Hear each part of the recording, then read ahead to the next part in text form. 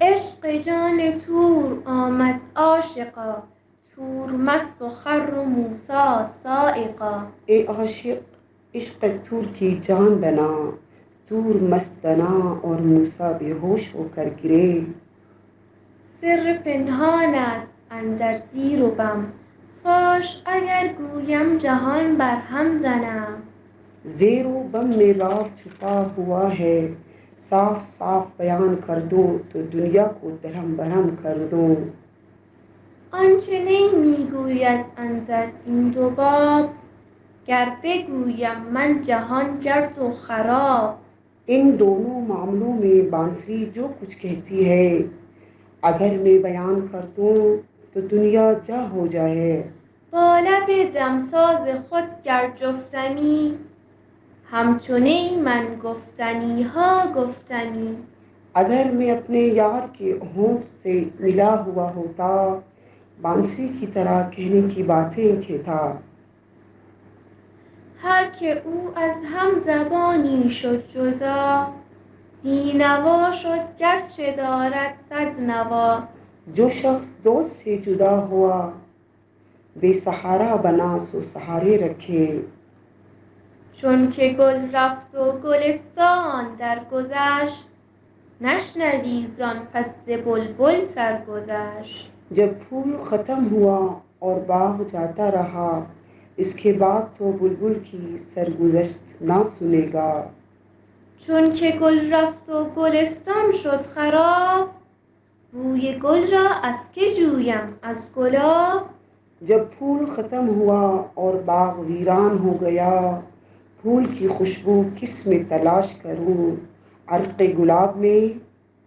جمله معشوق است و عاشق پرده ای، زنده معشوق است و عاشق مرده ای. تمام کائنات معشوق ہے اور عاشق پردہ ہے، معشوق زندہ ہے اور عاشق مردہ ہے. چون نباشد عشق را پروای او چو مرغی ماند بی پروای او. جب عشق کو اس کی پرواہ نہ ہو، وہ بے پر کے پرندے کی طرح ہے، اس پر افسوس ہے. پر و بال ما کمند عشق اوست، مگشانش می کشد تا گوی دوست. ہمارے بالوں پر اس کے عشق کی کمند ہے، اس کے بال کھینچتی ہوئی اس کو دوست کے کوچے تک لے جاتی ہے. من چه گویم هوش دارم پیش و پس، چون نباشد نور یارم هم نفس. میں کیا کہوں کہ میں آگے پیچھے کا ہوش رکھتا ہوں، جبکہ میرے دوست کا نور ساتھی نہ ہو. نور او در یمن و یسر و تحت و فوق، بر سر و بر گردنم چون تاج و طوق. اس کا نور دائیں بائیں نیچے اوپر ہے، تاج اور طوق کی طرح میرے سر اور گردن میں ہے.